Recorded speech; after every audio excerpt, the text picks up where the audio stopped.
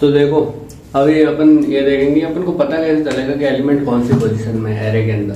समझ लो कोई भी एरे है तो हम उसको सर्च कैसे करेंगे। तो इसमें हम सीखेंगे लीनियर सर्चिंग। तो इसमें दो सर्चिंग होती है, लीनियर और बाइनरी। बाइनरी हम नेक्स्ट में देखेंगे, पहले हम देखते हैं लीनियर सर्चिंग क्या होती है। तो सबसे पहले तो अपनी ये hashtag include std header files हो गई अपनी, इंक्लूड कर दिया इनको। अब देखो उसके बाद हम करेंगे int linear search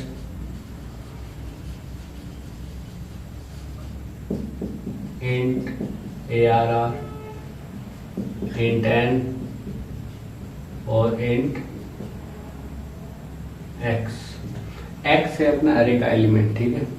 n size है, वही अरे है, इसके अंदर आ जाओ। अब देखो क्या है कि अपन एक लूप चलाएंगे बेसिकली। समझ लो अपने पास ये एरे है, ठीक है। एरे बना देते हैं 1 2 3, ठीक है। तो देखो ये अपनी क्या 0 पोजीशन है, 1 है, ये 2 पोजीशन। समझ लो एलिमेंट है अपना 3, ये तो होगी अपनी x की वैल्यू, x इक्वल टू 3। और जो अपने i है ना, i हमेशा इनके ऊपर घूमता है 0 1 2, ठीक है, एरे की इंडेक्स पे।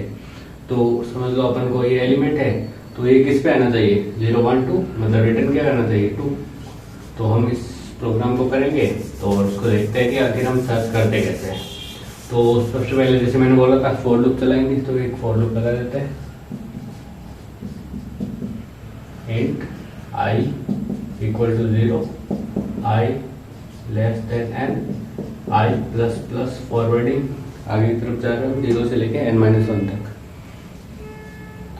अगर इफ ARR जो अपना i है, अरे का i वो इक्वल हो जाता है इस x के, तो हम रिटर्न क्या कर देंगे बताओ, रिटर्न कर देंगे हम i को।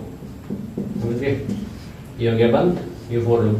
अगर एलिमेंट हम 0 से n-1 तक जाएंगे अरे के अंदर, अगर हमें एलिमेंट i मिल गया तो हम रिटर्न कर देंगे i को, ये कर देंगे लूप को क्लोज। अगर नहीं मिला, समझ लो एलिमेंट ही नहीं है, समझ लो 1 2 3 एलिमेंट है 2 3 5 और मैंने 10 डाल दिया, 10 एलिमेंट ही नहीं है, तो क्या करेगा, रिटर्न कर देगा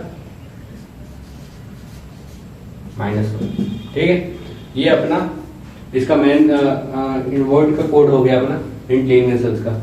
इसके बाद हम देखते हैं इंट मैन का कोड, ठीक है।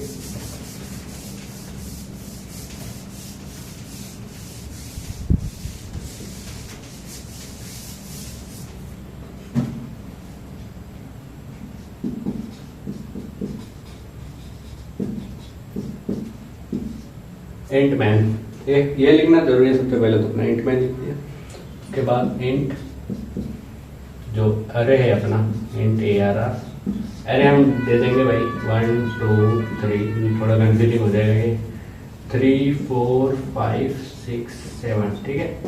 ये अपने अरे है। और ये मैंने तुम्हें बताया था पिछले हर वीडियो में, int n size of ARR upon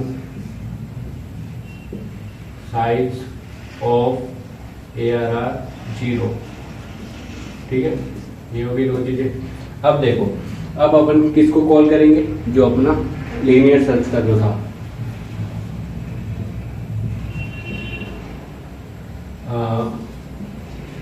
int लिखते हैं लीनियर सर्च, या फिर हम ऐसे लिख देते हैं, देखो इंट f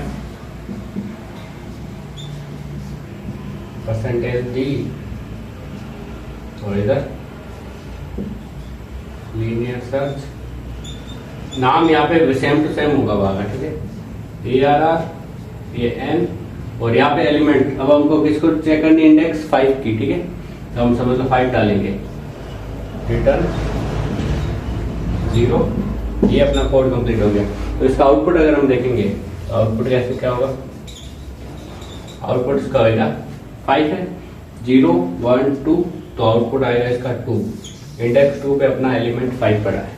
ये पूरा कोड है, ये इसका आउटपुट है। लीनियर का कोड आपको बोले ये पूरा लिख देना, एग्जांपल भी दे देना, ये भी रिटर्न मतलब आउटपुट भी लिख देना। और अगर इसकी हम टाइम कॉम्प्लेक्सिटी देखें तो जो बेस्ट केस है, या फिर चाहे वेस्ट हो वेस्ट, एक बार इसकी जो टाइम कॉम्प्लेक्सिटी होगी ना वो अपनी रहेगी n, और ऑक्सिलरी स्पेस क्योंकि हमने एक्स्ट्रा मेमोरी ली नहीं है तो वो क्या आएगी अपना, वो आएगी अपनी बिग ऑफ 1, ये है बिग ऑफ n। ठीक है, तो इसमें हमने पढ़ लिया लीनियर सर्चिंग, टाइम कॉम्प्लेक्सिटी इसकी, और एक एग्जांपल भी कर दिया। इंटरव्यू में भी पूछते हैं लीनियर सर्चिंग की ज़्यादा सही रहती है बाइनरी, बाइनरी का तो लॉग-इन आ जाता है। बाइनरी में क्या करते हैं, हाफ करते हैं उसके बाद ट्रेवर्स करते हैं, इसमें डायरेक्ट ट्रेवर्स करते हैं। बाइनरी में ऐसा रहता है कि भाई डायरेक्ट कभी कभी एलिमेंट मिल जाता है तो फायदा रहता है, बाकी ज़्यादातर प्रीफर तो हम लीनियर सर्चिंग करते हैं।